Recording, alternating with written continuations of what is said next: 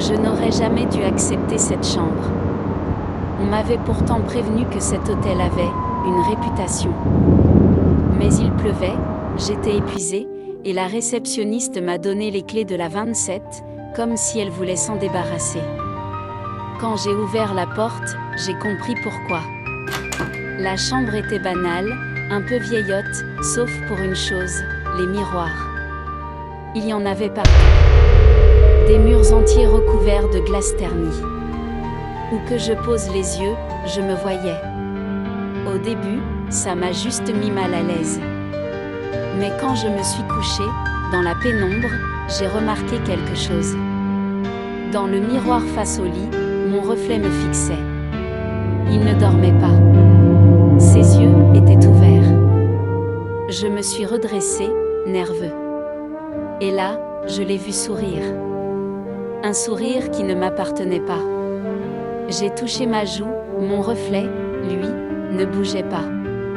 Je suis restée figée, incapable de détourner le regard. Puis, lentement, mon double s'est levé. Moi, j'étais encore assis sur le lit, mais dans le miroir, il avançait vers moi. Un bruit sec a retenti. La glace s'est fendue, comme sous une pression énorme. Et il est sorti. Exactement moi, mais vidé, son regard creux et son sourire figé. Je n'ai pas eu le temps de réagir. Il m'a saisi, et d'un coup sec, j'ai été aspirée dans le miroir. J'ai hurlé, frappé la paroi de mes poings, mais aucun son ne franchissait la surface. De l'autre côté, je le voyais. Mon double s'allongeait tranquillement dans le lit. Comme si rien n'avait changé. Et moi, je suis restée ici. Coincée. Alors si un jour, vous entrez dans une chambre couverte de miroirs, ne faites pas la même erreur que moi. Parce qu'à présent, c'est moi qui vous observe. Je ne pensais pas qu'un simple grenier pouvait cacher quelque chose d'aussi terrifiant. En rangeant les affaires de ma grand-mère, j'ai trouvé un carton rempli de vieilles photographies. Des sourires figés, des visages que je ne reconnaissais pas, mais une image en particulier m'a glacé le sang. C'était une photo de famille, posée devant une maison que je ne connaissais pas. Tous les visages étaient nets, sauf un. Une silhouette, floue, presque effacée, comme si le papier refusait de garder son souvenir. Au début, j'ai cru que c'était juste l'usure du temps. Mais le soir même, en me brossant les dents, j'ai levé les yeux vers le miroir, et j'ai senti mon cœur s'arrêter. Mon reflet était incomplet. Mon bras gauche était à peine visible, comme s'il s'effaçait, exactement comme sur la photo. J'ai voulu regarder de plus près, mais dans le miroir, une autre silhouette est apparue. Elle se tenait derrière moi. Une ombre, haute, indistincte, qui ne bougeait pas, mais dont je sentais le souffle glacial sur ma nuque. Quand je me suis retournée, il n'y avait personne. Pourtant, dans le miroir, elle était toujours là. Et moi, je disparaissais de plus en plus. J'ai couru reprendre la photo dans le grenier. Et c'est là que j'ai compris. La silhouette floue, c'était moi.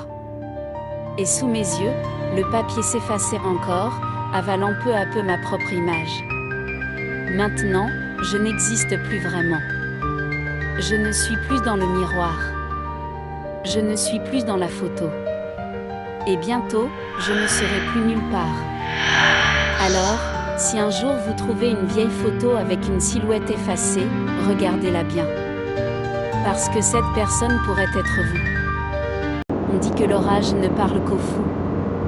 Mais cette nuit-là, j'ai découvert qu'il murmure à ceux qui sont déjà condamnés. La pluie martelait les vitres comme des poings impatients.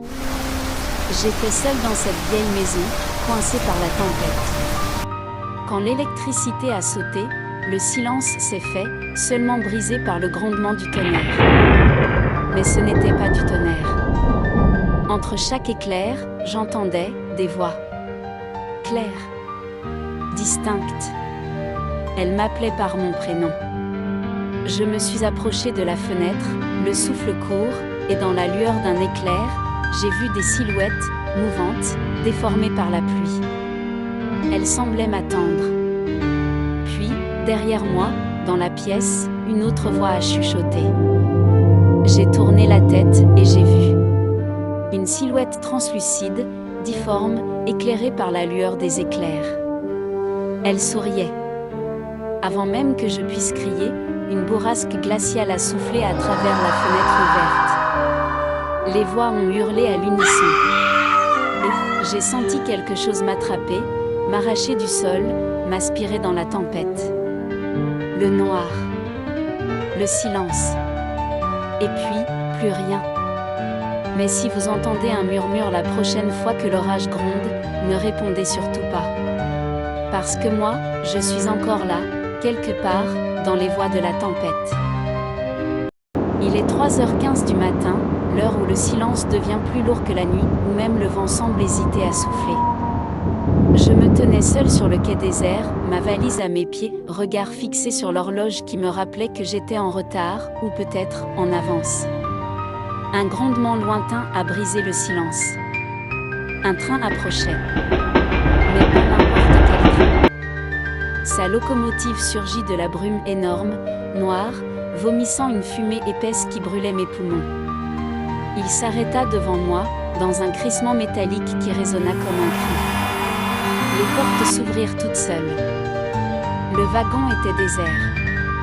Enfin, c'est ce que je croyais. Les lampes vacillaient, projetant des ombres longues sur les sièges en velours rouge. Chaque pas résonnait comme un écho dans une cathédrale vide. Puis, soudain, ils étaient là. Des dizaines de passagers. Silhouettes figées. Visages pâles, yeux creux, vêtements d'un autre siècle. Et tous me fixaient. Je n'osais plus respirer. Alors je l'ai vu. Le conducteur. Une silhouette sombre derrière la vitre de la cabine, ses mains osseuses serrées sur les commandes. Il leva lentement la tête. Et dans l'ombre, deux yeux. Deux yeux qui luisaient d'un éclat inhumain. Le train reprit sa course, de plus en plus vite. Les paysages dehors n'étaient plus des paysages, mais des visages, des cris déformés par la vitesse. J'ai voulu me lever. Fuir. Mais les passagers se sont levés aussi. En même temps. Dans un silence total. Et ils se sont approchés, leurs bras tendus vers moi.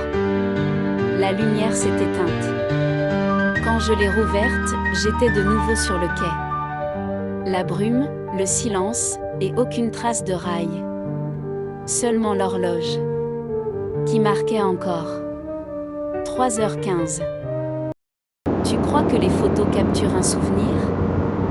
Moi, je crois qu'elles volent une part de nous. Tout a commencé avec une image. Une photo banale de moi, prise dans mon salon. Mais en l'observant de plus près, j'ai remarqué une silhouette derrière moi. Un visage flou, presque effacé. Pourtant, j'étais seule ce jour-là. Depuis, il est partout. Dans le reflet de mon miroir, au sommet de mon escalier, toujours immobile, toujours silencieux. Mais je sens son regard brûler dans ma nuque. La nuit dernière, il s'est approché. Je me suis réveillée dans le noir complet, incapable de bouger. Il était là, à quelques centimètres. Ses yeux, blancs, vides, mais terriblement vivants. Il me fixait comme si j'étais déjà mort. J'ai compris trop tard.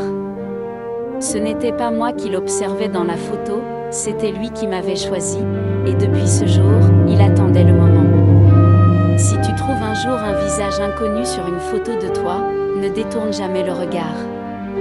Parce que quand il te fixe, c'est déjà trop tard.